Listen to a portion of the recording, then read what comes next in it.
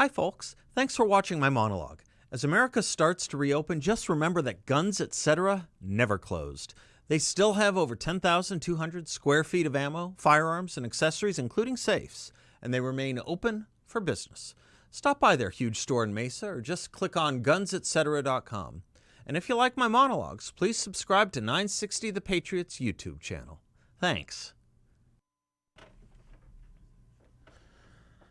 Welcome back. Happy May 27th, 2020. I started something yesterday that dawns on me is far more important than any given daily, weekly, monthly, or quarterly issue. Those issues are all species of a greater genus, which is getting our country right and keeping our country right. I noted a recent piece by Tom Klingenstein, chairman of the Claremont Institute in the American Mind. I yield almost all of the rest of the monologue to what he wrote, and he'll be a guest with us tomorrow. He writes, "The Republican Party is lost because it does not clearly identify its mission. The mission should be to preserve the American way of life. The party's platform and rhetoric should serve this mission. To preserve the American way of life is not simply a bumper sticker or talking point, though it might work well as both. It is the essential starting point for a strategy. Strategy follows from purpose.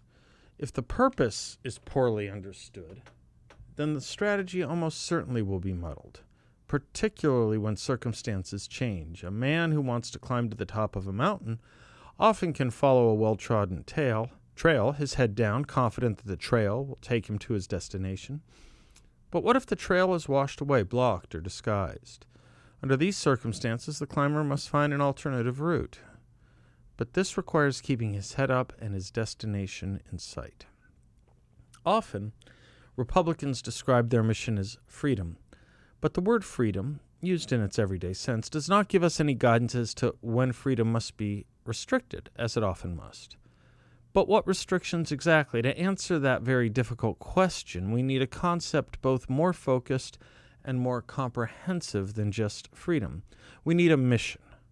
If Republicans formulated their mission as preserving the American way of life, I think it might be clearer to them that minimizing deaths from a virus or the health of the economy, important as they may be, are not the only considerations.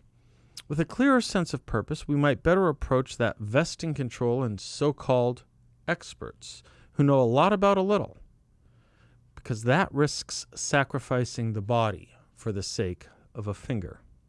Nice point, isn't it? Republicans sometimes also say their purpose is constitutional government or limited government.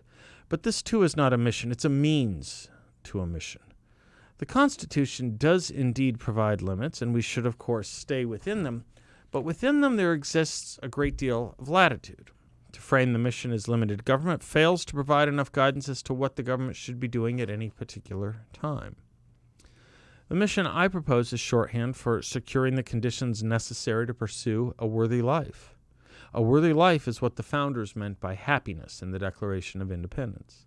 The most essential conditions are the beliefs and values that must be held by society at large in order that each American pursue a worthy life. These beliefs and values support the American way of life, hence the short-form version of the mission to preserve the American way of life. Creating the conditions necessary to achieve the American way of life means giving citizens a nudge in the desired direction. Yes, nudging can, if we are not careful, come to pushing, as libertarians fear. That is indeed a risk we must guard against, but there is always risk that good governance turns into abuse of power. Politics is a high-wire act. One is always in danger of leaning too far to one side or another. What is the American way of life that Republicans should want to preserve? It would not be difficult to reach a consensus on this question among Republicans. They want to preserve and in some respects recover what Americans thought was the right way of life until a generation or two ago.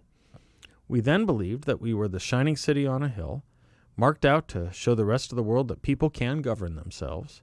We saw ourselves as one people with a single culture, which was directed by a creed, expressed most notably in the Declaration of Independence, supported by the Judeo-Christian ethos, all flavored by our particular history.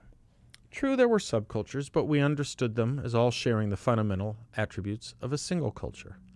There were no hyphenated Americans. We insisted that immigrants be assimilated. Colorblindness was our ideal. We believed we had done great things in the past and were capable of doing more. This success, despite numerous missteps, made us a confident people. No wonder we thought ourselves exceptional in both senses of the term, distinct and better. No wonder we wore our patriotism on our sleeve and revered our military. We believed ourselves to be the least class-conscious, most individualistic, most religious people in the world. We believed that success in life depends on one's own talents and character, and so we glorified the self-made man.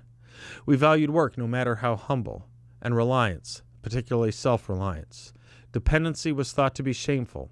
This was all part of the American dream.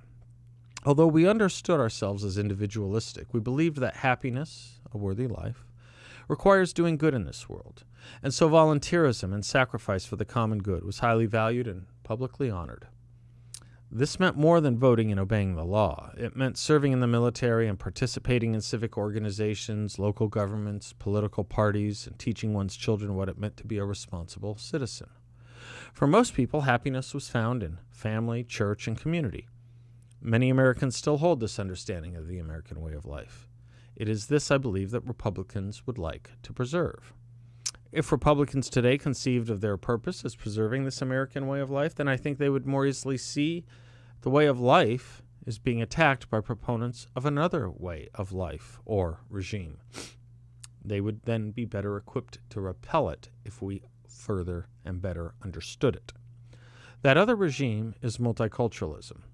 As I am using the term, multiculturalism sees society not as a community of rights-bearing individuals with a shared understanding of a national good, but as a collection of culture identity groups ranked in order of victimhood, though all oppressed white males, and aggregated within highly permeable national boundaries. Multiculturalism replaces American citizens with so-called global citizens.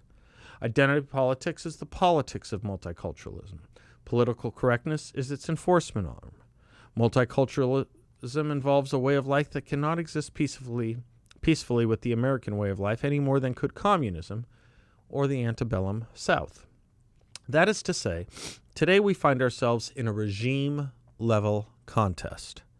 Antebellum America provides a good example of societies with different ends. The South believed that slavery was a good thing and so wanted to expand it. The North, on the other hand, believed slavery was bad and so wanted to contract it. This is an example of a non-negotiable difference. A nation cannot go in opposite directions at the same time. Multiculturalism has its own end, one that cannot exist peacefully with the American way of life any more than the North and South could exist peacefully together back then. Multiculturalism's end is a society where there are no outcome disparities among identity groups. Each group has, proportionate to its size, the same income, hence the need for socialism, and the same power as measured by job titles, that is, the same number of CEOs, senators, Marines, firefighters, college presidents, physicists, soccer players, etc. Outcome parity is the multiculturalist's understanding of a just society. Thus, one role of government in such a society is to free us all from the sins of racism, sexism, homophobia, and all the other ever-growing isms and phobias that stand in the way of outcome parity. We saw multicultural justice, also known as social justice, in action in the Brett Kavanaugh hearings. If, as the multiculturalists believe, individual white men are largely defined by their group identification, and if that group oppresses women, then it follows logically enough that a white male, when accused by a woman, is to be presumed guilty. We cannot possibly defend ourselves if we think we are unworthy of defending. We shall not defeat China or other enemies unless we defeat the thinking that deprives us of the reason for preferring ourselves to our enemies. China may pose a more immediate danger, but at the end of the day, the larger danger is the debased self-understanding advanced by the 1619 Project. It threatens our entire history. Multiculturalism seeks to destroy that, not only our history, but education more broadly, as well as the other institutions that teach the beliefs and values necessary for preserving the American way of life. The most important of these institutions is, of course, family, because it is here that, quote, the foundation of morality is laid, as John Adams put it. In other words, family is the foundation of the American way of life. If Republicans conceived their mission as preserving the American way of life, they would pay more attention than they do to the institutions that nurture those foundations of that life: family, religion, education, community. All else rests on those foundations. Today, those foundations are giving way.